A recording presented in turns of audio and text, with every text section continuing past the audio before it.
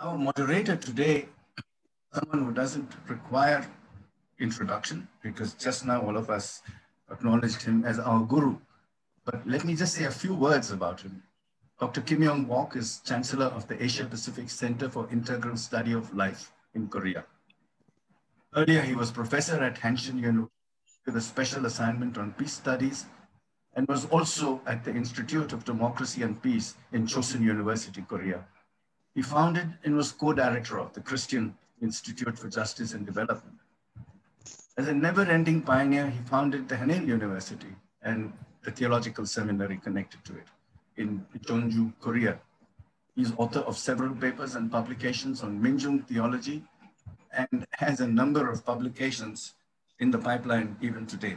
I feel that this meeting is a special meeting, unusual in many sense.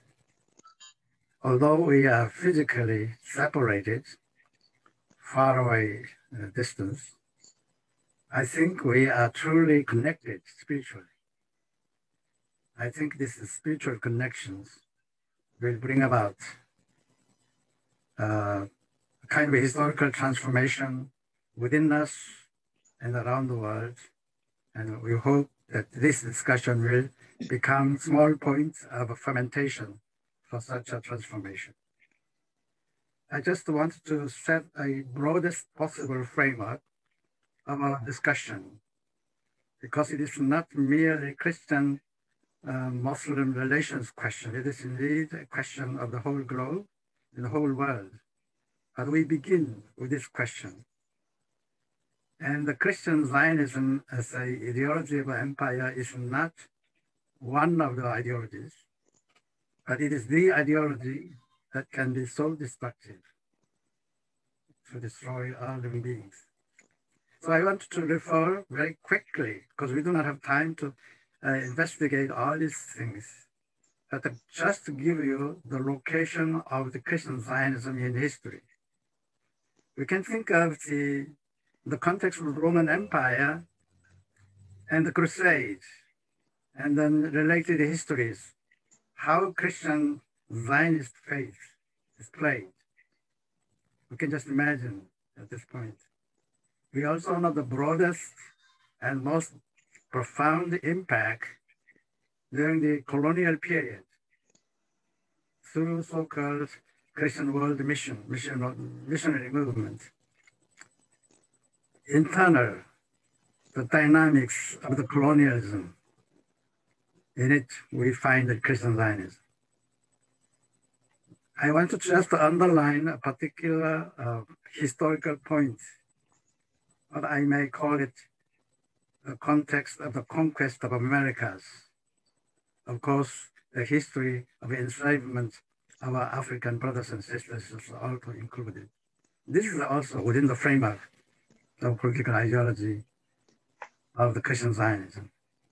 And then we also experienced not just merely German situation, but also Christian nationalism everywhere, where power is related. But to particularly concentrate on the contemporary context of the global empire, how Christian Zionism is affecting. In terms of its globalized economy, in terms of the geopolitical hegemony. And in this context, we are searching for ways to clarify the present realities of the Christian Zionism and how it affects our people of different religious faiths and different nations and the different living beings. In this meeting, we begin to fresh research the kind of spirituality of life for all living beings, what I might call a cosmic household of all living beings and their webwork of life, because it is at stake. Either it is we have a creative convergence of all spiritualities for life and for the whole web of life, to have a celebration of life. That is for the Fiesta of Convivencia. Or we are going to see the way towards the omnicide indeed the omnicide of all living beings on earth. The Christian faith has been in the captivity of the powers that be in all these forms. Global empire, globalized capitalist economy, secular culture of science and technology, and all these dimensions of many more dimensions. But I feel that this is a more totalistic situation that we have to look at it more holistically. So I feel that this discussion is a historical moment of concerned persons of Islamic faith and critically concerned persons of Christians and others who are meeting to discuss question of Christian Zionism. The Christian Zionism is not one of the items to discuss. It's the political ideology, deeply spiritual or even demonic. This is only a beginning. We hope that this will bring some fermentation for the future inspiration and the work. Now I want to invite some of our colleagues who will give an address about 20 minutes. And then after that, we'll have some Q&As. And we'll probably will become more economical in this use of the time, but we will take up the crucial questions. And then later on, we will have our colleague, Chandra Muzaffar, to give some reflections as to how we proceed this journey of reflections and the sharing of the concerns for the future. So it is in this sense that I am hoping that there may be some form of creative convergence of all spiritualists of different faiths and different philosophies, so that we search for a new creative way for the future of life on earth. I want to really thank you for your participation. This is a privilege to introduce Illan Pappe. It's interesting, he's all over my room in the form of books, and he's on my computer in the form of YouTubes that I often watch. But I will not take too much time, but I just must state a few things. Illan Pappe is an Israeli historian and a social activist, a professor at the College of Social Sciences and International Studies at the University of Exeter. He wrote numerous books and articles, including The Ethnic Cleansing of Palestine, The Modern Middle East, A History of Modern Palestine, One Land and Two Peoples, and Britain and the Arab-Israeli conflicts. A lot more that he has written.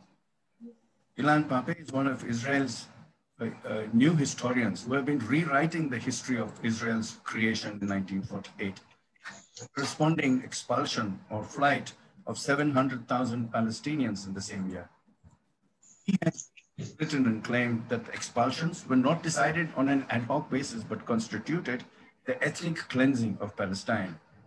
He suggests that Zionism is more dangerous than Islamic militancy and has called for an international boycott of Israeli academics.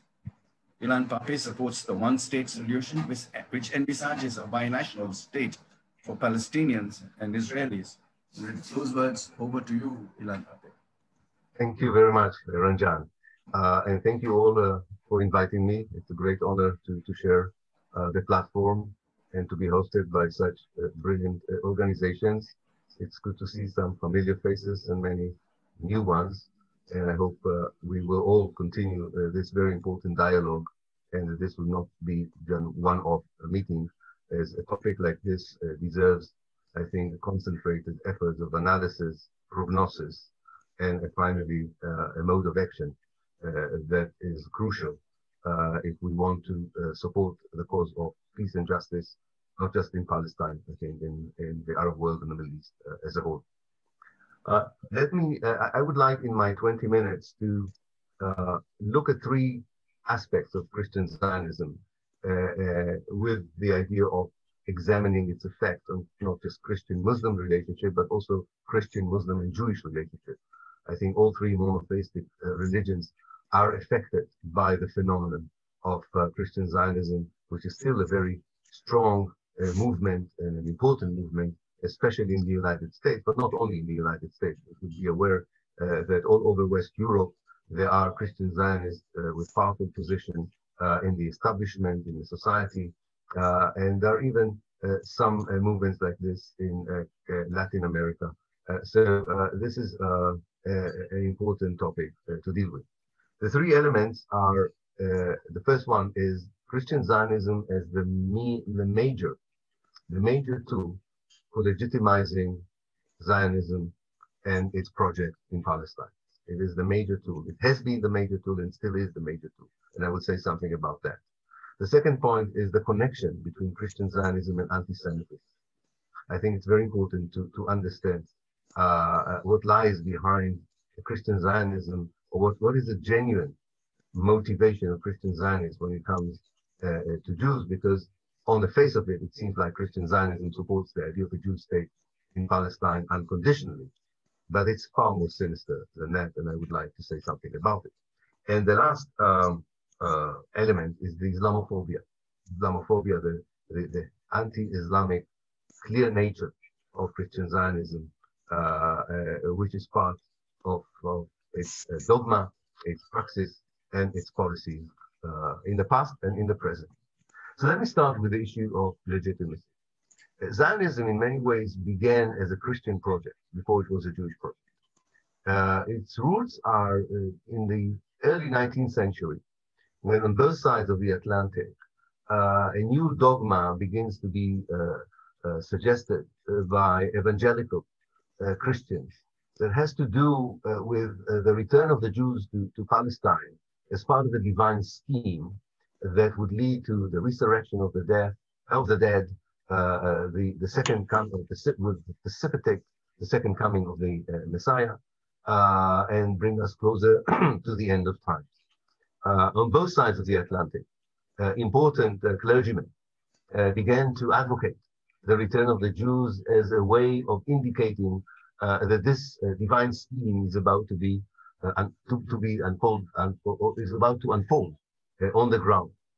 And already in the 1820s, these advocates succeeded in recruiting to their camp very important people, including an American president, an American Supreme Judge, very rich businessmen in the United States. Similarly, in the United Kingdom, in Britain at the time, very senior politicians were also caught up with this idea that a British support for the return of the Jews to Palestine is actually a religious mission. Now, you probably all know that in the 1820s, Palestine was still part of the Ottoman Empire. Britain was very far from exercising direct control over Palestine. But the roots of this support for this idea began with this Christian Zionist idea that the return of the Jews, first and foremost, is a religious imperative. Now, the people who were not part of that religious group itself, politicians, strategists, imperialists, supported it for other reasons as well, not just for religious reasons. But it was definitely the cement that held together all these interests. And under that influence, actually, much later, towards the end of the 19th century, Zionism became a Jewish project. Namely, it influenced Jewish thinkers and intellectuals who were looking for a solution to the growing anti-Jewishness, especially in the policies of Tsarist Russia and other states in Central and Eastern Europe. Now, one can understand to a certain extent why people would lobby for any solution for a Jewish question in Europe at a time when anti-Semitism grew, and at the time that we know now, in hindsight, definitely anti-Semitism produced one of the worst crimes against humanity, the Holocaust in the Second World War. The question is not why were people lobbying for a solution or for an end to anti-Semitism. The question is why were people lobbying to solve a European problem at the expense of the native indigenous people of Palestine. And the Christian Zionists succeeded in recruiting quite a lot people among the Christian communities around the world to legitimize a solution for a European question outside of Europe at the expense of the native and indigenous people of Palestine. Now, of course, during the 19th century and even in the early 20th century, suggesting a solution to European problems through colonization of a non-European country, through a project of displacement and replacement of indigenous people, it looked quite legal and legitimate and acceptable. This is the era of colonialism and imperialism. So there was no moral objection to the idea. I mean, this is the time when white settlers genocide the Native Americans and the First Nations of Canada and the Aboriginals in Australia. So this was nothing out of exceptional as a solution. What is incredible is not the historical period of legitimacy that Christian Zionism provided for the idea of a Jewish homeland in Palestine instead of the Palestinians or the expense of the Palestinians. No, what is really incredible is that there is a sense that Christian Zionism today is needed to continue to justify and legitimize the settler colonial project of Zionism in Palestine. It's a conundrum if you think about it, because you have on the one hand a state of Israel, with the strongest army in the region, a high-tech nation, a nation that the Western world insists is part of the group of civilized nations. So materially speaking, this is a very sustainable state, a very successful nation state, you could say. On the other hand, it's the only state in the world that needs a huge lobby, like the Christian Zionist lobby, to justify its very existence, despite the fact that it has such material presence in the historical land of Palestine. No other state in the world asks for legitimacy. And the reason is, we have to ask ourselves, why in 2021, Christian Zionism is needed in the eyes of the Israeli government, in the eyes of the Israeli political elite, to justify its very existence when supposedly it's the most powerful state in the Middle East. And the answer is quite simple, actually. The answer is that there is an immorality that accompanies this project from its very beginning until today. And you cannot find an immorality, a lack of legitimacy, a moral issue. You cannot fight it with military power. You cannot buy everybody's consciousness with money, or you cannot plant fear in everybody's mind with intimidation. That's why Christian Zionism is so important for Israel. Because what they are asking their own believers and faithful to do is not to question at all the reality on the ground, not even to examine either the reality on the ground today or what Israel and Zionism did to the Palestinians in the last 70 or 100 years. They are asked to support unconditionally this state as a stage in a divine scheme that would unfold later on in a Christian way. And therefore, the supporters of Christian Zionism in the United States today are far more important than the Jewish supporters of Israel. And the Jewish support for Israel in the United States dwindles all the time. It dwindles. The younger generation of Jews in America are very knowledgeable of what's happening on the ground. Many of them feel very uncomfortable to go on supporting Israel. Israel is losing its Jewish base in the United States, and not only there, also in other parts of the world. So Christian Zionism, which does not allow its faithful to juxtapose the reality with their own faith, is the only assured lobby that Israel can still rely on. And unlike any other lobby, it gives an unconditional support for the most extreme policies of Israel. It's not just a support for the very idea of the Jewish state. We could see it when you had a vice president who was Christian Zionist like Michael Pence. And before that, when we had a Christian Zionist president like George Bush Jr. This is a carte blanche for the most extreme policies, not just for the ideology of the state. So we have to understand that this, in many ways, is the major infrastructure that is supposed to provide the legitimacy that Israel fails to get, not from governments. Governments are giving Israel legitimacy, unfortunately. Political elite provide Israel with legitimacy. But from struggling against the lack of legitimacy in the civil societies around the world. In fact, if you compare the Palestinian advocacy to Israeli Zionist advocacy in the last 50 years, you can see that Zionism in Israel was very good in recruiting the political elite, the powers that be, the mainstream media, the mainstream academia. Palestinians, even with mere means at their disposal, are always able to recruit and galvanize the civil society. And the main problem, of course, with this kind of advocacy is that civil society alone does not bring change on the ground, and we have to find a way. So this is the first element. The second element, which is very important as a piece of knowledge and information in any kind of campaign, if we want to make this discussion here also a blueprint for action in the future, and not just an intellectual exercise in understanding the phenomenon of Christian Zionism and its impact on the relationship between religions and peoples and cultures. Christian Zionism at its very heart is anti-Semitic, is anti-Jewish.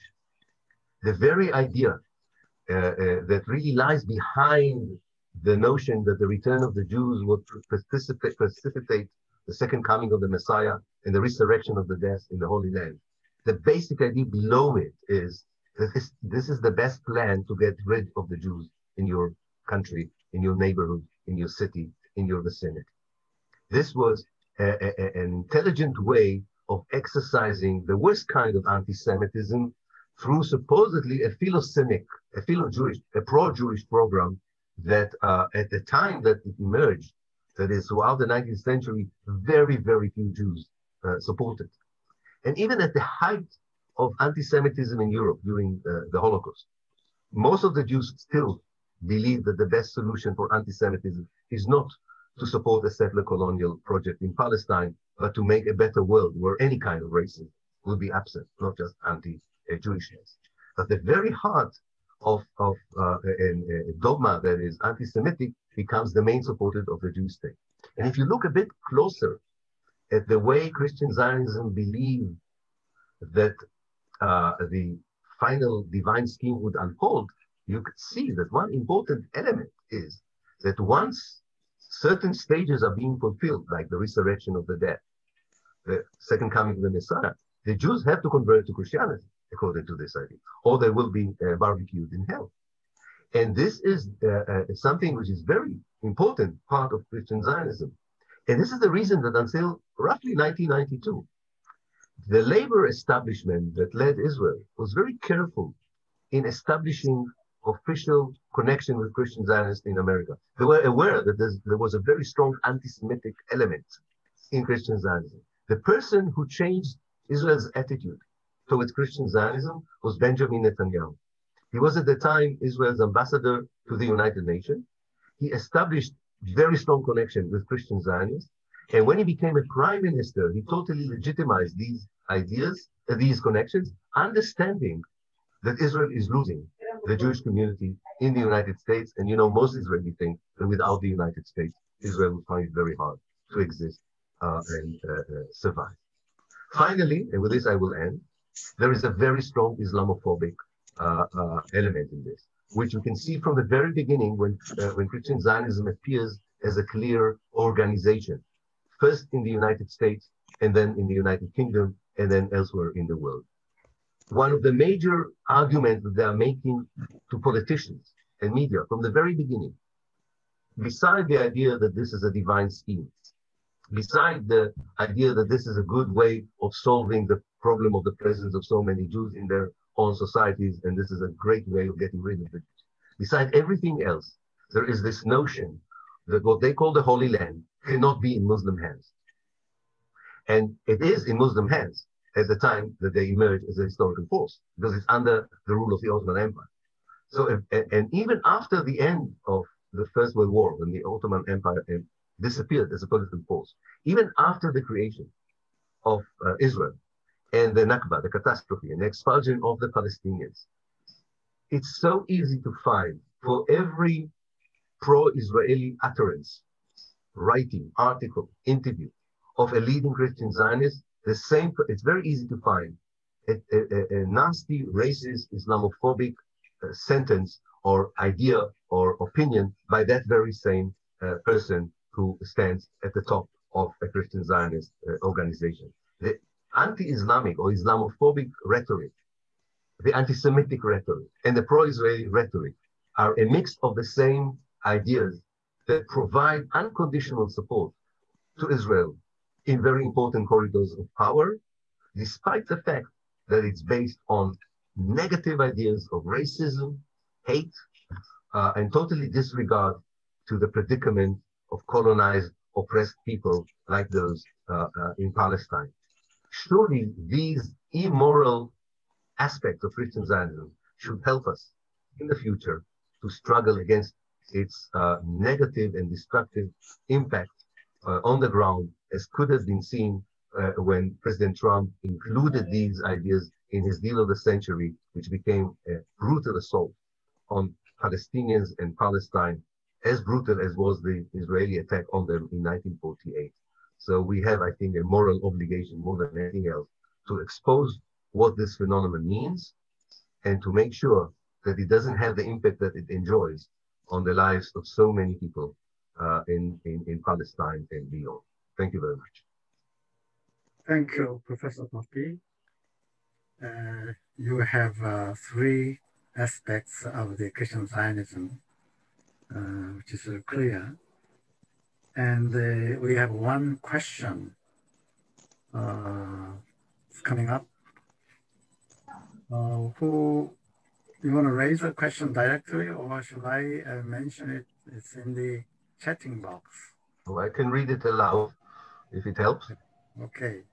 Christian Zionism, oops, I missed it. Oh, it's a long one. Christian Zionism has a lot of support from evangelical groups. The latter, while powerful and enmeshed with the political elite, particularly in the United States, are a small percentage of the Christian community. I want to know why the Roman Catholic Church and the mainstream Reformed and Orthodox churches have not opposed Christian Zionism and strongly speak up for Palestinian cause. There is a strong Islamophobia among all Christian groups, communities. I want to say that actually very important. Sorry, is that okay? Shall I continue? Yes, go ahead. Yeah, okay. So I thought someone was stopping me. I think it's very important to understand that the counter network in America that supports the Palestinian cause is deeply rooted in other churches, also in other parts of the evangelical churches. So it's not as if the whole Christian community in America is behind Christian Zionism. In fact, an important backbone of the solidarity movement with the Palestinians are the Christian communities all across the United States. So the other voice is being heard loud and clear.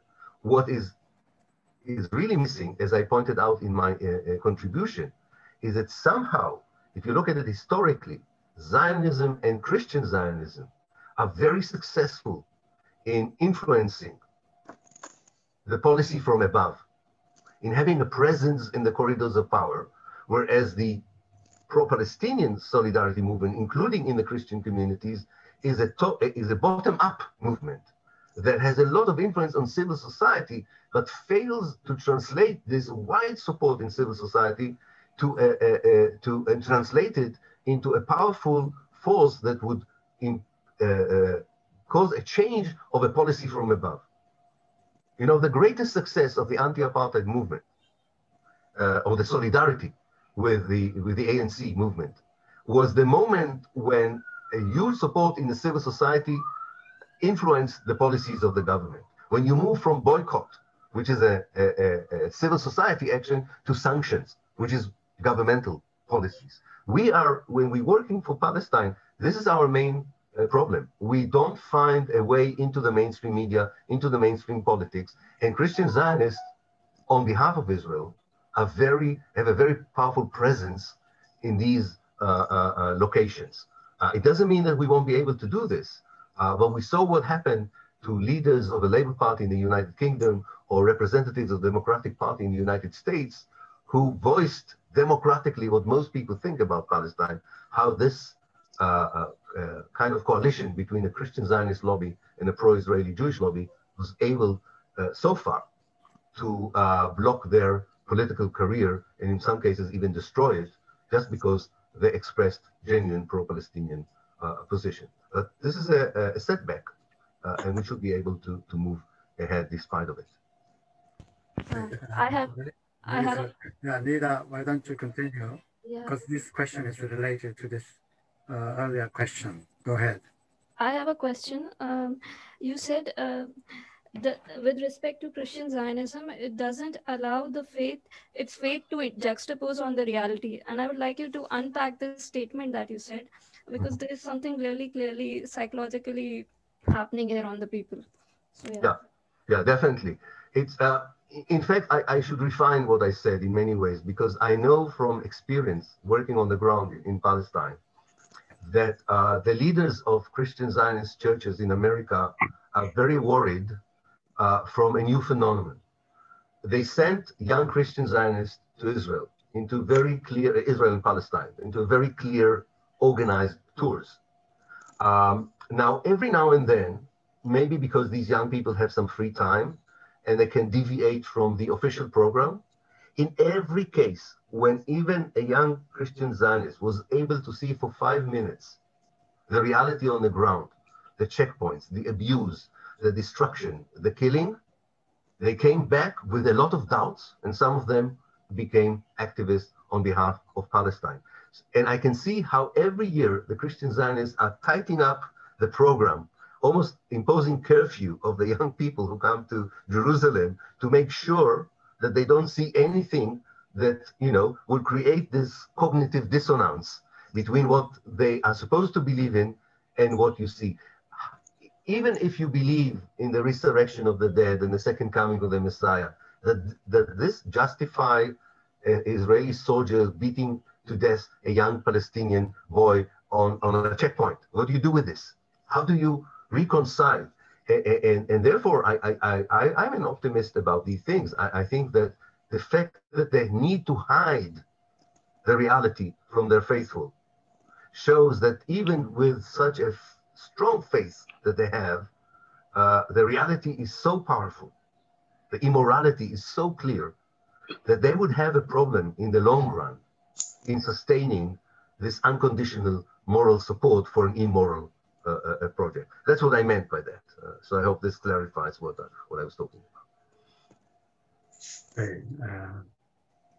I'm really concerned about time, but there is a question that the Christian Zionism is now have a much broader influence, as you have mentioned about the Mike Pence role, and this is not merely a question of the Palestinian people in the area of the West Asia, but also this is now affecting the total power of the United States and its influence everywhere in the world. In other words, Christian Zionism has becoming a certain kind of metamorphosis today in the global politics. I agree. I think that it turned a very compassionate religion, and it interprets it as an ideological base for policies of hate and inclusion, seclusion, and segregation. And therefore, Christian Zionist ideology is not just about Palestine, and it's not just about Jews. It's about any attempt to create a multicultural, multi-ethnic, inclusive societies. They are totally against it. It's an act of purification and homogenization of human society that is never homogeneous and is always multi-ethnic, also always multicultural, always diverse.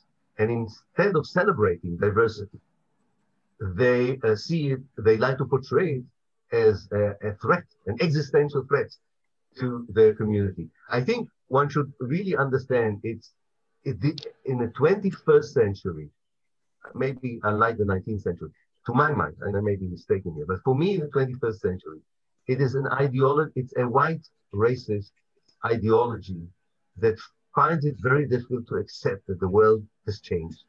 either locally in the United States, where there is a multi-ethnic, complex fabric, social fabric that does not represent only the white community, so to speak, but it's also true in other places.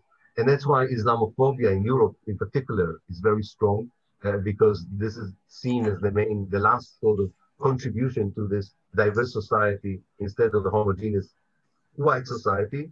I think we should expose Christian Zionism as one of the worst form of racism. And anybody who even has a modicum of decency in them and find racism appalling, doesn't matter against whom, can really not accept the presence of Christian Zionism in their society and in their country. Okay, thank you. Philip Peacock, who is Executive Secretary for Justice and Witness at the World Communion of Reformed Churches. He is a Dalit theologian and has written extensively on issues of Dalit theology. Significant contributions was a book which he co-wrote along with other Dalit theologians, and edited that landmark book titled Dalit Theology in the 21st Century, Discordant Voices, Discerning Pathways. Philip is broadly concerned about justice issues that affect oppressed communities around the world. An out-of-the-box theologian, he has studied and taught systematic theology at the Bishop's College in Kolkata, where he served as associate professor before he was invited to serve the World Communion of Reformed Churches. He's a widely acclaimed thinker, writer, analyst, and speaker. Philip. Thank you so much, Ranjan. And thank you all for taking time to come to this meeting today. Ranjan has put me on the spot. He is a relentless man. And he has put me on the spot particularly because of the way that he has introduced me. If you say someone's out of the box and someone has to perform to meet those expectations, and I'm going to actually try to do that, Ranjan. I want to approach this subject a little differently. I would like to approach it from the perspective of Christian-Muslim relations, Christian-Muslim dialogue, where we are at this moment, what are the hindrances to it, and perhaps actually reversing this entire thing when, it's not that Christian Zionism is a threat to Muslim-Christian relations, but actually how Palestine offers us a model to improve and better our Christian-Muslim relations, so to speak. I want to speak basically about three things. Firstly, the state of Christian-Muslim relations. Secondly, we've already had outlined for us a historical aspect into the situation of Christian Zionism and the situation in Palestine. What I would like to do really in a second part is to have a theological framing of Christian Zionism and to flesh out some of its theological ideas, and then ask the question lastly, how can we move forward, particularly in terms of theological traditions and scripture within both Islam and Christianity, which can offer us a way to move forward. I would like to start from the position of where Muslim-Christian relations are today. And unfortunately, when it comes to this particular aspect of interreligious dialogue, we see Muslim-Christian relations as some sort of a burden that needs to be overcome, and almost an epic sort of a monolith that is difficult to move, and we're stuck in a quagmire, so to speak. And there is a certain historical and material background to this. And the first, of course, emerges in European anxieties. European anxieties about, of course, immigration, European anxieties about their own culture, European anxieties of how to maintain a certain culture which they believe is being invaded from outside and leading to certain tensions within society today, but also historical. But what is happening, of course, at this moment is that history is being read through the eyes of the present. So it's almost as if it's presented there has been a historical tension between Muslims and Christians. Part of this, of course, emerges in the question of Orientalism. Now, Orientalism is an ideology in which Edward Said, for example, quite clearly lets us know. Sorry, I lost my slide. Where he lets us know that through the describing, making statements about, and producing knowledge of the colonized, a process of exerting domination and control over the colonized began to exist. So while the study of the colonized on the one hand was a way of exerting domination and control, on the other hand, what this study also did was to firm up certain identity formulations of the colonizer themselves. So they were not just making statements about the colonized, and particularly the colonized in the Middle East in this aspect. But in doing so, they were really also making statements about themselves. And within this context, two trajectories emerged very clearly. Whereas the European Christians, I mean, and these were easily conflagrated identities, perceive them, the colonized, in terms of passion, in terms of disorder, in terms of chaos. They also at the same time, and necessarily by its opposite, characterize themselves as being reasonable, as being having, intelligence, as working with order. And this kind of thinking actually slowly led to what we can call civilizational opposition. And civilizational opposition was that Western civilization, the civilization of the global North, has this particular set of characteristics, whereas the civilization of perhaps the Middle East, of civilizations of Asia and much of the global South, has these particular set of characteristics. Of course, undergirding this entire thing was a deep form of racism. But more importantly, this idea slowly developed by thinkers like Samuel Huntington into a sense of a clash of civilizations. That there are two civilizations that are now countering each other, are fighting with each other. There's actually a struggle for global domination. While this may or may not be true, this is definitely how it is posited. And within the context of Christian missiology and Christian theology, this idea was taken forward, particularly by thinkers like Philip Jenkins, to say that they're in the area of mission, a clash of civilization, so to speak. So you have Islam and Christianity entering into a religious struggle for religious domination. And this religious domination is, of course, now being played out not so much in Europe, where apparently Islam is so-called winning, but really in Africa and Asia. And so there is this almost unsurmountable mountain, I would say, cliff that affects Christian-Muslim relations. Now, of course, while this was at the sense of ideology, at the sense of materiality, certain things were happening as well. The first thing that was happening, of course, and we all know this, is when we move towards a fossil fuel-based economic mode, then the struggle for control over these fossil fuels, largely found in the Middle East, which also happens to be Islamic, have an Islamic population, has led to a colossal struggle of resources. And so many wars, colonization over the last 200 years in particular, since fossil fuels have become important. Now, while this materiality of the struggle for fossil fuels going on, and who's controlling, who has access, how this is being distributed, are all questions to be asked. At the same time, geopolitics, and this is a part of revolution actually, geopolitics has led to a tension between the various sort of global powers, so to speak. So we start particularly in Afghanistan.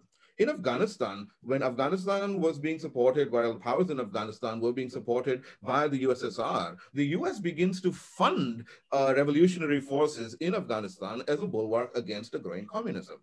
In the same time, in Iran, when there was a revolution overthrowing the US-supported Shah, America begins to fear this revolution spreading towards the West, so to speak, and then engages Saddam Hussein in a war against Iran that is going to actually deplete their resources and all of this. So we know that these geopolitical movements, as far as revolutions in the Middle East, anti-colonial revolutions in many senses, also contributed very strongly towards the idea that there was a West against the East. Okay, so this is the second thing. And the third thing, of course, these groups that were supported by the US in particular points of time, when the US withdrew support, turned against them. And we know that after the events of September 11th, 2001, there was a realignment, so to speak, of global geopolitics, realigning it very clearly as, the European, what they called it, the against the axis of evil, the coalition of the willing against the axis of evil. And this, of course, all of this has deeply affected Christian-Muslim relations, because at the end of the day, what was this being posited as in terms of ideology was a Christian global North fighting against an Islamic global South. And this tension actually was fostered and allowed to exist for its own purposes. I want to move now to the idea of Christian Zionism and the theological framing of this. Within this whole situation of of what was happening in geopolitics, a certain sense of Christian Zionism emerges. And how is this theologically framed? And I want to speak about it in three ways. Firstly, it is a totalistic theology. Secondly, it's a mythical theology. And thirdly, it is a theology of election, which I believe must be questioned. So firstly, a totalistic theology. And this totalistic theology of Christian Zionism is rooted in the idea of dispensationalism. Now, dispensationalism is a theological idea that believes that God has created 7 different dispensations throughout time, so to speak.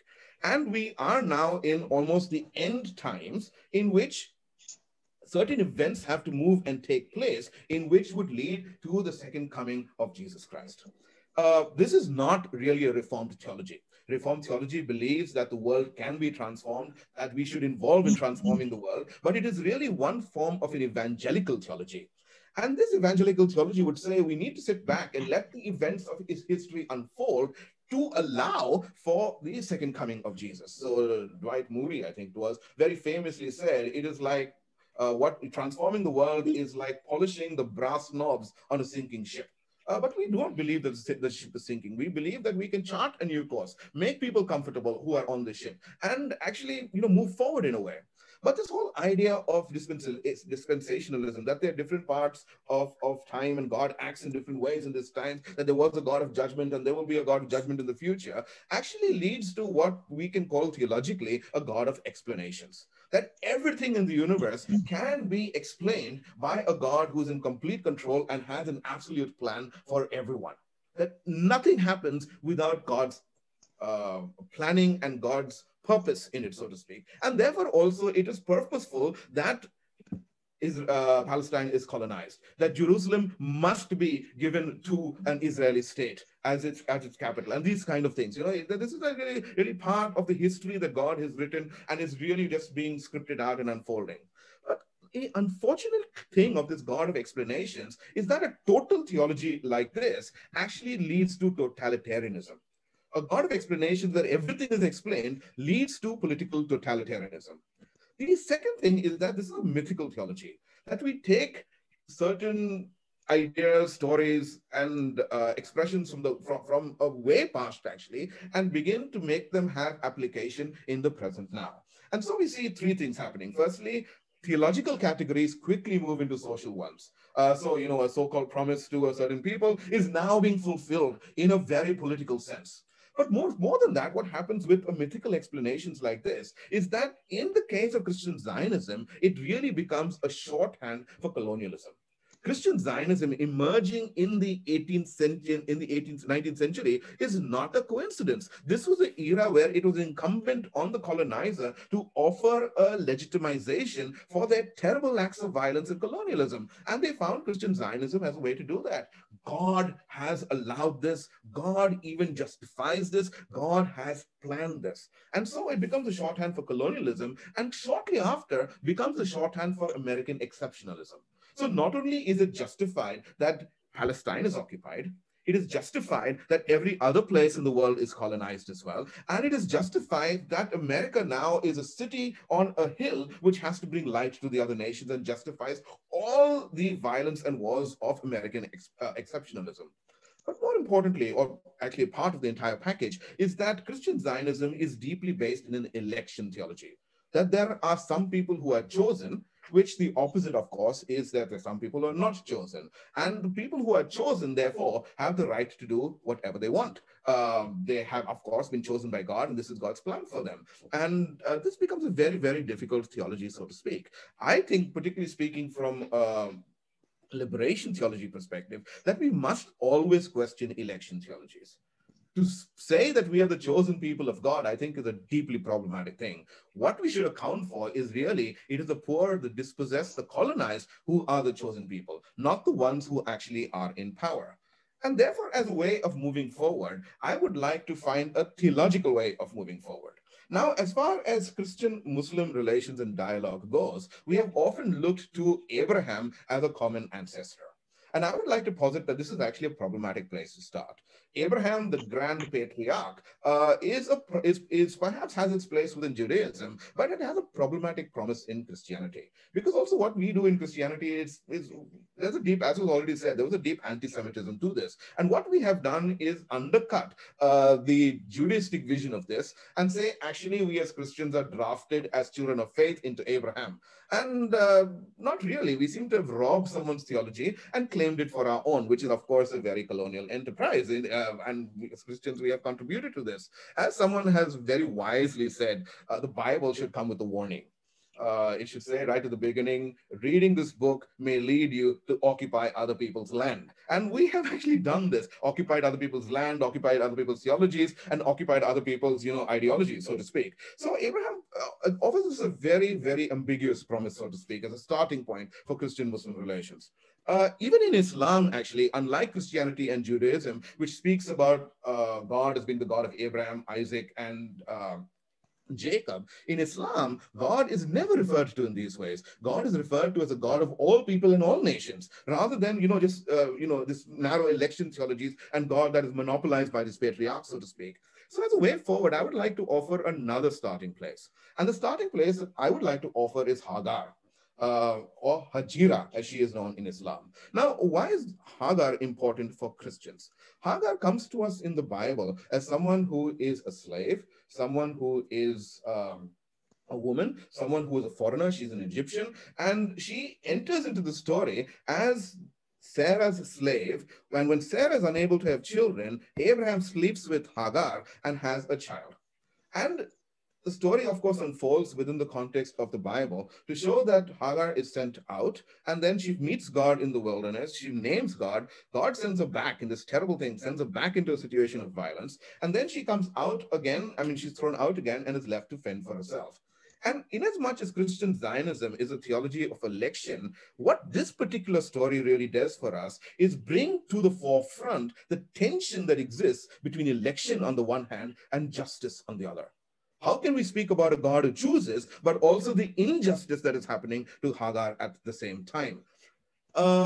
Therefore, a very famous woman theologian, she speaks about Hagar as experiencing exodus without liberation, revelation without salvation, wilderness without covenant, wandering without land, promise without fulfillment, and unmerited exile without return. So we see this woman whose story almost runs parallel to the Exodus, but not quite, because she's not elected. At the same time, Hajira is an important figure for Muslims, not appearing in the Quran itself, but within the tradition. But in the Muslim reading of Hajira, in the Islamic reading of Hajira, we find firstly, she is left by Abraham in the wilderness, out of her own volition, but she is one who is protected by God. In certain traditions, she becomes an Egyptian princess who then has an entire civilization emerging from her. That Ishmael actually is a promise of the new civilization, and it is Ishmael and Abraham who build the Kaaba, so to speak. Secondly, within Islamic theology, she's seen as not a victim, but someone who has potential to do great things. And within the, again, Islamic tradition, or some Islamic traditions, I should say, there is a rethinking of Hajira herself. Whereas part of the ritual, there is this running between the two mountains. And this is actually called the Hijra, so to speak, where the Hijra is the alien. Within Christian and perhaps Judaistic thinking, there is a longing for a land. There's a longing for an occupation within, or settling down in the land. Whereas in the Islamic tradition, the idea of the hijrah or the alien is actually seen as a blessing. The one who is not rooted, but the one who is moving back and forth is actually seen as one who is blessed, because the Prophet Muhammad, peace be unto him, was also one who was an alien who was running away. And I think we can also see the same thing in Jesus. So what does this finally mean for Christian-Muslim relations, and how do we learn from Palestine? Firstly, I think we have made the glorious mistake of looking at dialogue from the positions of power. That is to say, the powerful on both sides come into dialogue with each other. But I think we need to oppose this. If we're looking at Hagar as a model, then we should look at dialogue actually emerging from the perspective of the powerless, the most dispossessed. And really, this is the Palestinians, Christian and Muslim Palestinians, who continue to bear the burden of occupation and colonialism, of death, annihilation, and violence on a daily basis, who really offer us the opportunity for building Christian-Muslim relations.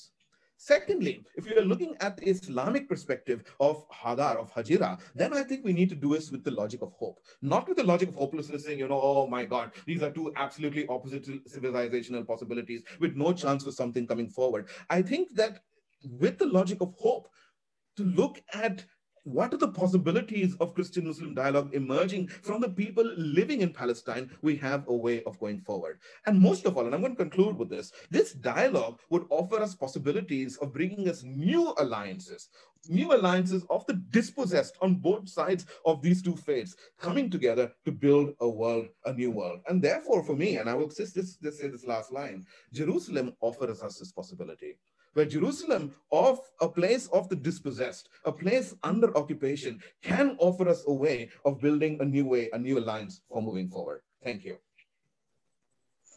Thank you very much, Philip. You are proposing very richly the theological framework of Christian Zionism in relation to Muslim-Christian relations. And you are leading to a new paradigm of dialogue to alliance. So this is a very positive development. We need to explore more deeply. To introduce Dr. Chandra Muzaffar. As we said at the beginning, he is the president of the International Movement for a Just World, which is based in Malaysia. Chandra is has published, he's a thinker and a reformist, and he has published extensively on civilizational dialogue, international politics, religion, human rights, and on Asian society. He has something like 32 books in English and Malay, and many of his writings have been translated into other languages. His most recent publication is something that is a must-read, A World in Crisis, Is There a Cure? In 1977, he founded a multi-ethnic social reform group called Aliran, which he led for 14 years. Today, apart from his role in Just, Chandra also sits on the board of a number of international NGOs concerned with social justice and civilizational dialogue.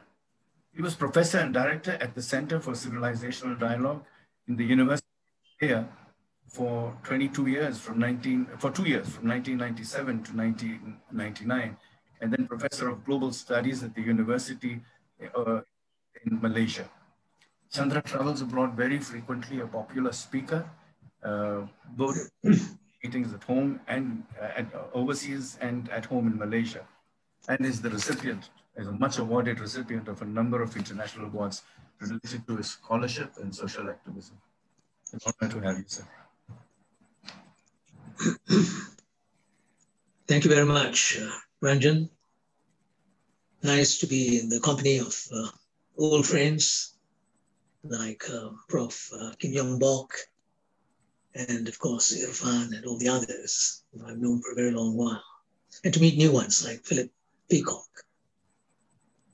Friends, what I'll do in this very brief presentation is to first summarize essential points that had emerged in the course of our discussion very quickly, and then focus upon certain things that we can all do as part of our struggle, as part of our attempt to continue to pursue this noble cause. A very quick summary. If one looks at almost all the presentations, it is obvious that the challenge of Christian Zionism revolves around two pillars. One is theological, and the second is related to power and politics. Now, the theological dimension is very clear.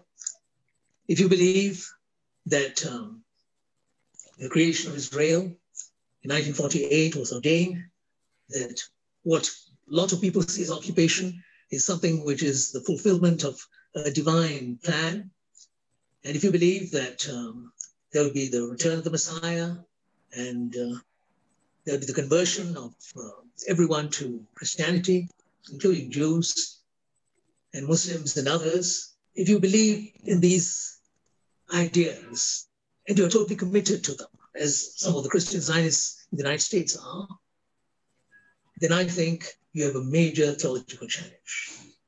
Because I can't think of any religion which attempts to root its faith on notions of society that impinge upon the rights of other human beings in this manner. And this, I think, is at the heart of the question of Christian-Muslim relations, at the heart of relations between Christians and Jews, and increasingly Christians and people of other faith. Because it is a theology, unlike most theologies, that seek to embrace human beings, that celebrate the oneness of the human family in all the great philosophies from the East to the West. But here you have a theology which is a distortion of the universal message of Christianity. It is a distortion of what is noble and sublime in Christianity. Instead, what it seeks to do is to create an atmosphere of animosity and antagonism in its very theological foundations. And if you believe in this distorted notion of religion, you will justify the wars, the conquests, attempts to wipe out thousands and thousands of people, kill, imprison them, which is what has been happening in Palestine and other parts of the Arab world. This is something which has created a huge challenge for humanity. Why? Not simply because of the distortion of theology, it's because no one recognizes this, especially those who are powerful, who are right at the apex of power. They don't recognize this as a problem. They don't see this as something that should be confronted. They do not ever want to admit that this is the problem. Instead, it is Islamic militancy, it is other forms of terrorism, that this is what is causing problems. There's no doubt at all that there are problems with militancy, there are problems with terrorism, all these problems we acknowledge. But this is a fundamental challenge. The way in which a theology, which was born out of love and compassion, has been distorted in this manner, and it has become so powerful because it is linked to the people at the very apex of society, as my friend Illan Pappe pointed out. It is so closely linked to the upper echelons of society. Now, this is the root problem, and it's directly connected with power, which is the other pillar that I talked about, theology and power.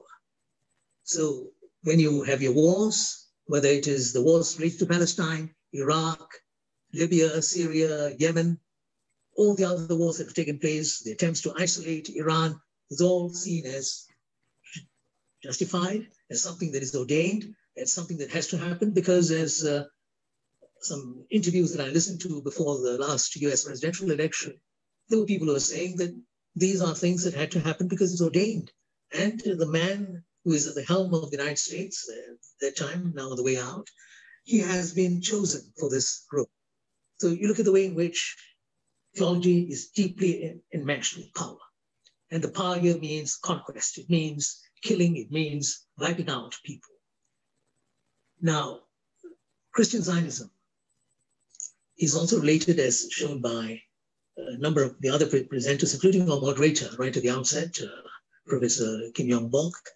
It is related to a number of other ideas which have captured the imagination of segments of our society.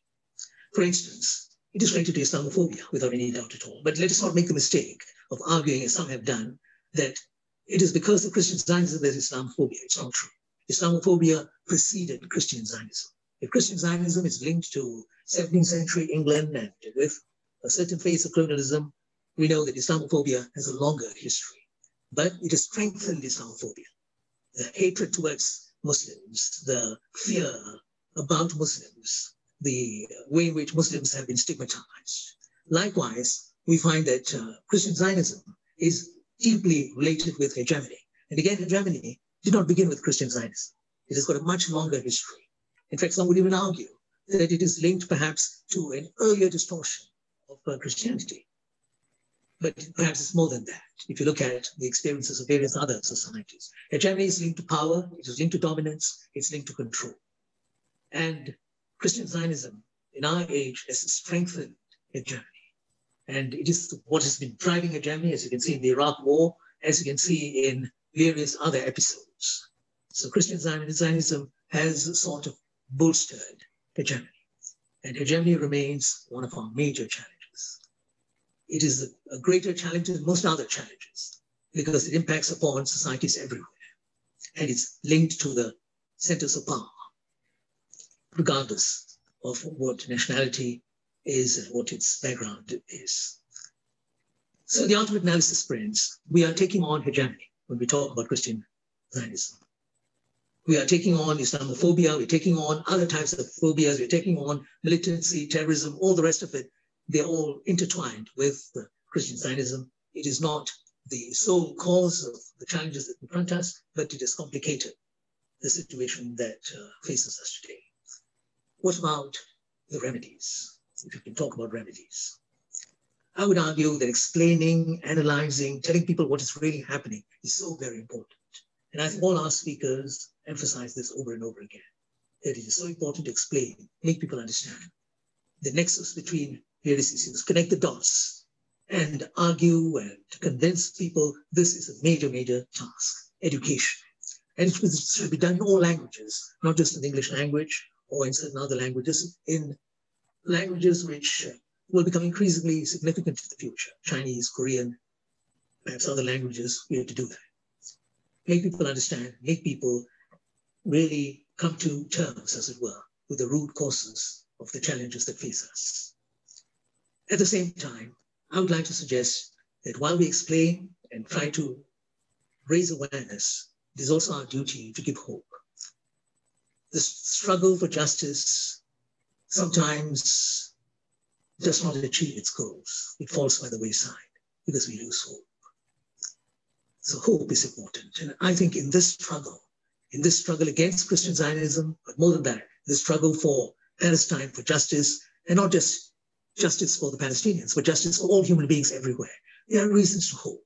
And we must highlight those conditions and circumstances which give rise to hope. In the case of the Palestinian struggle, I see the BDS movement, the boycott, divestment, sanctions movement, as something that provides hope. It has ignited the imagination of people in many parts of the world, especially the Western world.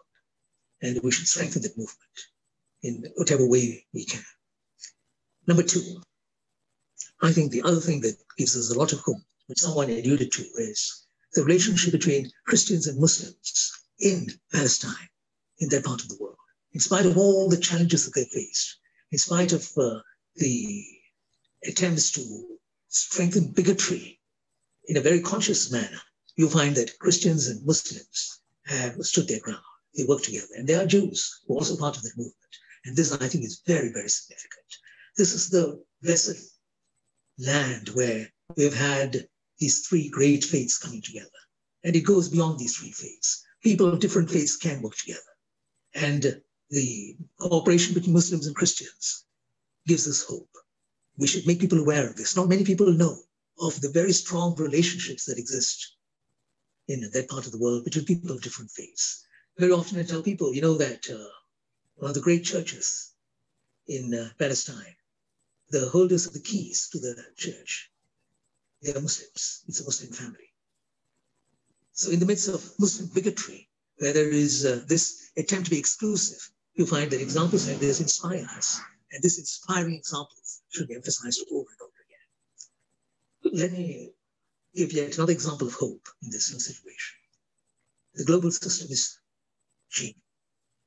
This is reason for hope for the future. There's no doubt at all that US power is declining. It will not come back. It is an irreversible trend in history. The decline of US power and the decline of the centers of Western civilization as we have known it. Of course, it will always be important, these centers, but perhaps in a different form. Metamorphosis may take place. But nonetheless, the decline in terms of the way in which power was exercised for so long, for at least 250 years, that decline is most obvious. And that is going to impact upon situations in different parts of the world, and especially upon West Asia, upon Palestine and countries that. That's also a reason for hope. But most of all, and I want to conclude on this note, in any struggle, the most important factor is the resistance of the people who are the victims. That is what provides hope. And I can think of very few people in the world who have resisted power, dominant power, betrayal, treachery, the way in which the Palestinians have. This is really amazing. It's a small population. It's a small piece of land. But their resistance is the reason for hope, which is why I want to conclude by reading a small poem, which my friend, a Christian Palestinian, had distributed some time ago. This is Masin Kumsiye, and it's a poem by someone by the name of Kuzim Kuzi. Very quickly, I may read this, Ranjan. All your armies, all your fighters, all your tanks, and all your soldiers against a boy holding a stone. Standing there all alone, in his eyes, I see the sun. In his smile, I see the moon. And I wonder, I only wonder, who is weak and who is strong? Who is right and who is wrong? And I only wish that the truth has a tongue. Thank you. Thank you very much, Chandra. Very inspiring and forward-looking conclusion and showing the hopeful ways ahead. Hassanal Noor Rashid is from Malaysia and has a master's degree in international relations from Monash University. He has written and spoken widely on various issues pertaining to international relations, geopolitics, interfaith relations, spirituality, and morality. He has the privilege of working very closely with Chandra Muzaffar and is full-time program coordinator for the International Movement for a Just World. And we have already introduced Just as that society which seeks to develop a global awareness of the injustices within the existing system with the aim of evolving an international order which will enhance human dignity and social justice. I would like to thank, of course, the organizers for allowing me to speak on a very important, controversial, and also contentious topic about Christian Zionism. Firstly, of course, Illan Pappe, Philip Peacock, fantastic presentations. I enjoyed it immensely.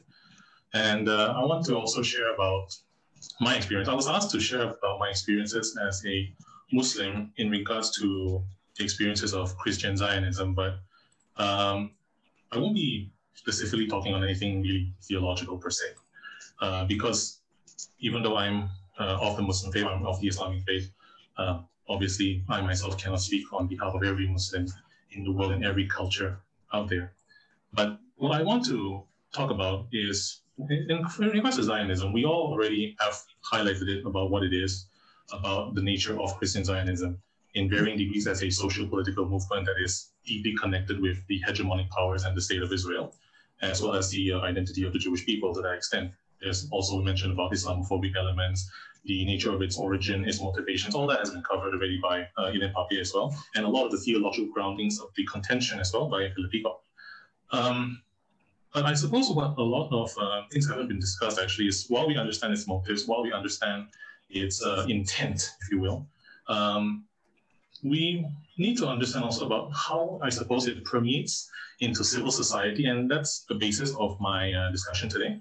What I will be discussing is about not just really a Muslim experience, it's more specific than that, because I will be also discussing about it as contextually a Malaysian experience. It's a very personal one, but before I begin, I want to actually give some background about it for those of us who might not be as familiar about Malaysia as a context.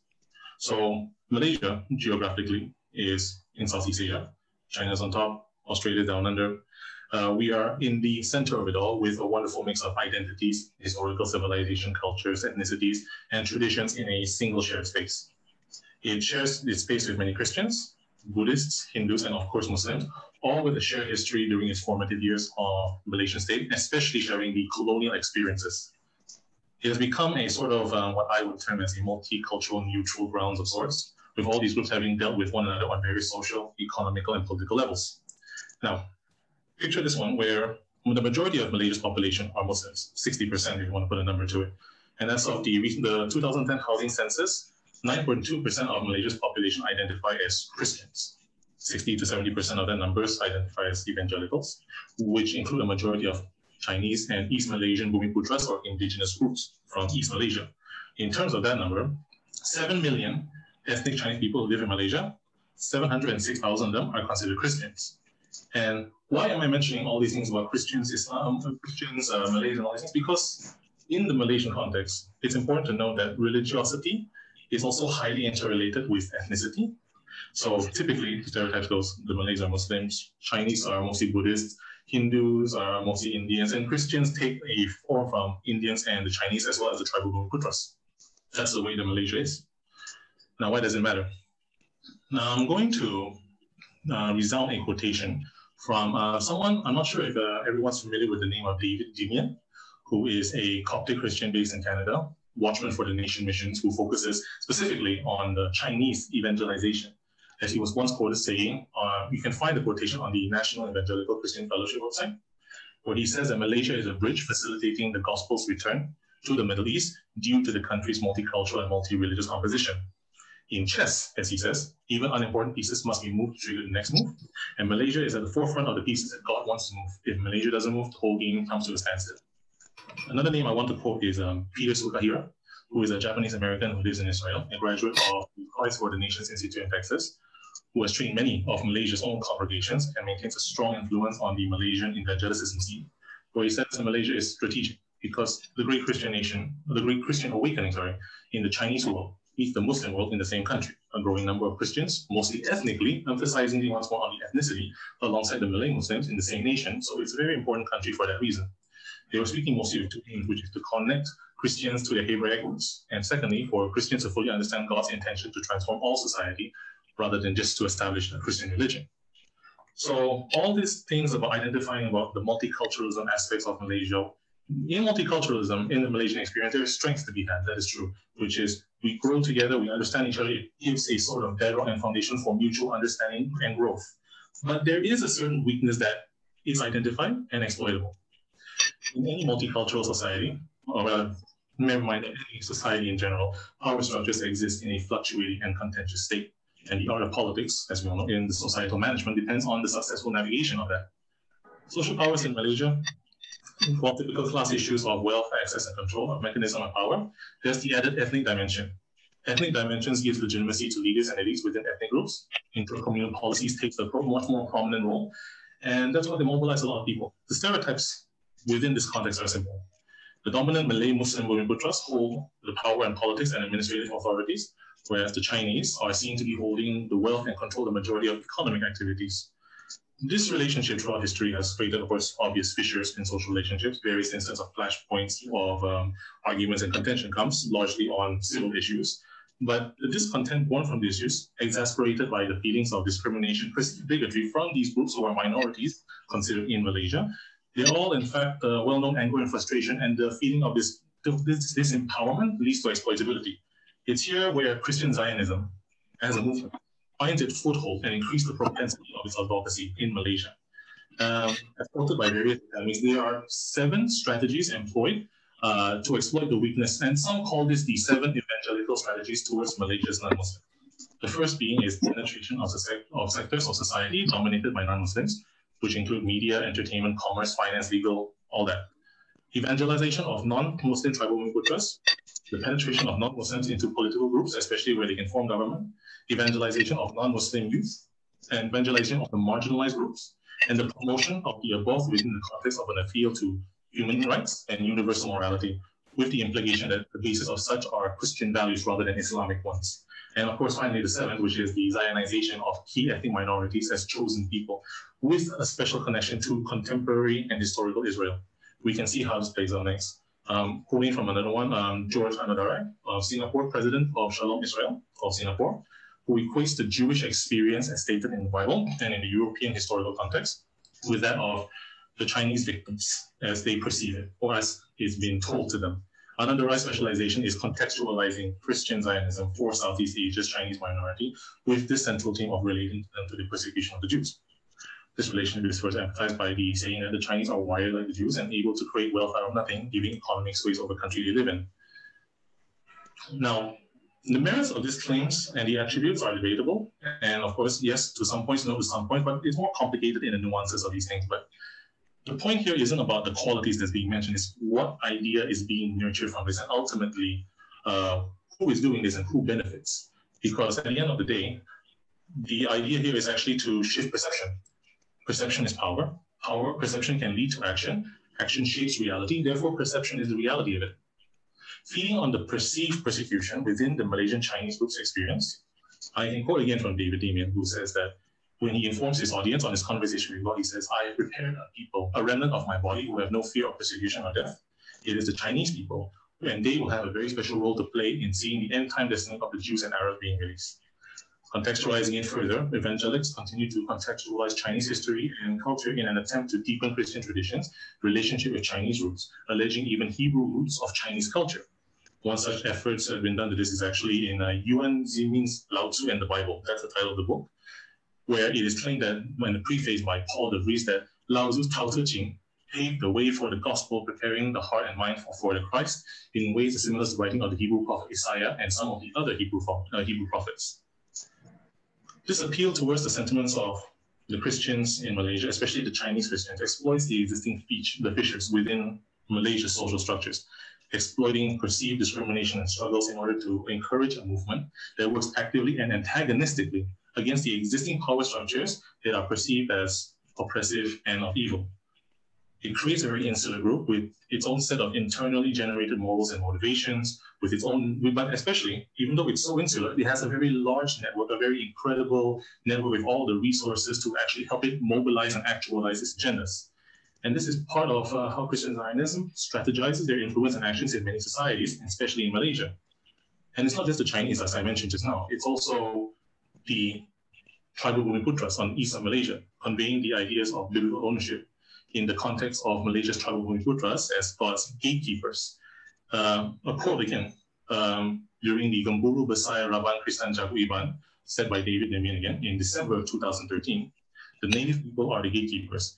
As the peoples rise up to take their place, they begin to stretch their arms, all the people groups the Lord has brought in the land. Appealing to all these perceptions and exploiting the underlying statements, to sum it all up, I can give a quote where he says, in the beginning, he saw the first people, the natives. He saw the enemy and what the enemy has done, and he said no more. The enemy will not have the final word. These are the kinds of words that are being used to mobilize, to encourage, to basically flame up certain sentiments among the people. Now, the words in power, linking them biblically to the plight of the persecuted in the Bible, this is the relationship that is attempted to be formed. And this is how Christian Zionism movement works in Malaysia and towards the greater goal of total dominionism in Malaysia itself. Now, I've spoken a lot about what the Christian Zionists and how they do it and the words that they use and the methods upon which they try to infiltrate within society. But while the strides are being made by Christian Zionists, many of what has been presented here is my own analysis, of course, based on the investigation findings of more dedicated analysts. But the problem here is evident. What are the Muslims themselves saying about this? The proverbial academic ivory tower has painstakingly discussed and analyzed matters pertaining to this issue.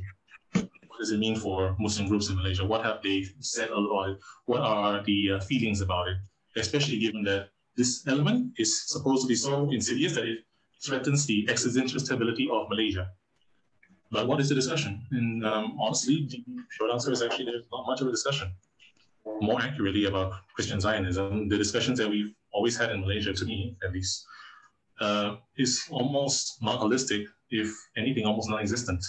And I'll try to unpack this in this part of my discussion, which is, again, going back to the idea that Malaysia, the concept of religious identity is deeply linked with ethnicities. For a country with such a mixture of faith traditions, interfaith discourse is arguably quite tepid. Part of it has to do with the issue of religion and politics as a discussion in itself, leading to unease and leading to feelings of unease and possible friction. Now, there is a logic for that. To mind you, there is a real good logic for that, which is because Malaysia has had an experience with ethnic tempers being boiled over to some degree of overt conflict. I'm citing, of course, Malaysian history on the 1969 issue. Which is why when we talk about religiosity, even when I'm remembering what Philip Peacock says, that we need to actually bring forward more of the discussions. But in Malaysia, so this is a challenge here because we view these kind of discussions with a certain degree of taboo. Malaysia's history means that they abhor violence, so we tend to skirt around the issue, never really in public discourse, mostly just private. And those that do try to discuss interfaith matters also tend to be mainly focused, yes, really more on the theological issues of faith, as important, but rarely discussing about the geopolitical complexities of faith group movements. And as mentioned about ethnic groups and their religious identities are highly correlated with a lot of communal issues getting lumped up into it. Even those who try to engage with those discussions ultimately gives away to posturing. I've had personal experiences when we try to discuss issues of religiosity, spirituality, and politics. They simply just walk away. They will not engage in the discussion. Typical reasons given are because, for example, I had one where one said that you are not of the same faith group. You have not lived my faith, and therefore you will not be able to understand it. And all these things, these notions give a death blow really to a lot of meaningful discussions that could have been had because of presumed complexity, personal experiences, all these things. So what this leads to in Malaysia as social discourse goes, Christian problems become their own problems, Muslim problems are their own problems. Both claim to not understand the other, while stating the other will not understand them because they're not of the same faith group. So there's the conundrum there. The Muslim community here also contributors in their own way, especially those who are at the lever of power. It only takes a very general view of Muslim groups in Malaysia. And a lot of popular and political figures who essentially, I would say, they pit Christian and Muslim groups together for political mileage. And this is all expressly done at the expense of even the Palestinian cause, whether it's the Palestinian cause, the Rohingya issues, all these. These becomes nothing more than just platforms of self-promotion to play with certain popular sentiments of the Malay Muslim groups. And the same strategy is used on the other side, which observe these things. And they actually mention that these are all attempts at Islamification for all aspects of life when it comes to the Christian groups in Malaysia. So Islamism has a lot to do with fear-mongering. And again, that kills a lot of further discussions and discourses. There are the two barriers within Malaysia that removes the possibility of meaningful discourse. We already have discussed the third barrier, which is the Christian Zionist movements, and they do flare up stereotypes, linking and equating it to biblical context. And with Muslims also not making much of an attempt, reacting to various degrees of antagonism and hostility. The action of each of these groups simply confirm their sentiments, and the result is just animosity reigns and the gulf even widens on the relationships. So, to not take up any more time, I just want to conclude by saying that, as previously mentioned by Illan Pappe and Peacock, Christian Zionism's immensity as a network is matched only by its commitment and intent. It serves as the beacon for the state of Israel and continues to do so at the cost of Palestinians' history, identity, and lives, because ultimately it is about that. Its strategy to permeate every aspect of social life, through which it indicates a driving purpose behind this movement. It seeks to stop any discussion. So while we are talking about promoting discussion, they are actively attempting to stop discussions by denying criticisms, just allowing the discussion to take place. It doesn't ultimately remove any chance of reconciliation and genuine introspection of our faith. And it doesn't allow faith to grow, to evolve. And that is my experience as a Muslim. It is an experience down to me of what I know about Christian Zionism and its effects within Malaysian society. It still remains highly academic to an extent, in my personal view, when we talk about the nuances of it, with any layman discussion on the matter being muddled in communal, religious, and political issues. But at the end of the day, we must continue talking about it. We must continue taking a vigilant stand about the matter of Christian Zionism, especially the plight and the threat it actually brings not just to Christian-Muslim relations, but to civil society in general, against those that seek to encourage and exploit divisive differences and strive to maintain order among the discussion table. It is imperative that we continuously try to maintain discussion. It will be uncomfortable and extremely awkward. And a lot of times when we want to negotiate and reconcile with our faith differences, with our spiritual differences, and also in Malaysia's case, in our communal differences. But it is what brings about mutual understanding. That's how it's done. To me, countering Christian Zionism is ultimately, if I were to dare say so, countering terrorism in a sense. It is a lot of painful and awkward issues that need to be discussed, but discussions must be made. Otherwise, the sentiments over here will be bred, exploited, and further incited by those with those nefarious inclinations. In Malaysia, we have a long tradition in caring and worrying about the feelings and sentiments of others, good qualities. Shows that we actually have a lot of empathy about things. But we avoid a lot of discussions that do need to be discussed. So while we are, to an extent, I would say, very nice people, we are actually failing to be kind if we let things keep going the way it is. So to talk about this, to bring this issue to light, that is a different kind of kindness that I think we need to see more encouraged. But this is the fanciful dreams of me as an individual, held by my own hope, borne by my own principles. So I think I'll end my discussion over there, and if anyone has any questions, I'll be happy to answer them. So thank you very much for listening to me. Irfan, engineer, is the director of the Center for the Study of Society and Secularism, and it's a center which works for peace and communal harmony in India. He is also a board member of the South Asia Forum for Freedom of and Belief, and the editor of the Indian Journal of Secularism. He is easily one of the most recognizable faces and names in the search for social justice, interreligious dialogue, and cooperation. He has led and participated in many investigative delegations on atrocities against religious minorities, and is a prominent leader of the All India Secular Forum. So over to you, Irfan. Thank you, Ranjan, and thank you, Youg Bock. First of all, I must really congratulate all the organizations for organizing this and remembering the Intifada movement, and we need to keep reminding ourselves. Now, since time is very short, I will just share some stray thoughts very quickly. First of all, what comes to me is that the Israeli ideology, Zionism, is partly religious nationalism. We have religious nationalism in India as well. And religious nationalism or ethnic form of nationalism is becoming increasingly, it's raising its head increasingly in various parts of the world. Now, this nationalism believes that the Arabs who were occupants of the Palestine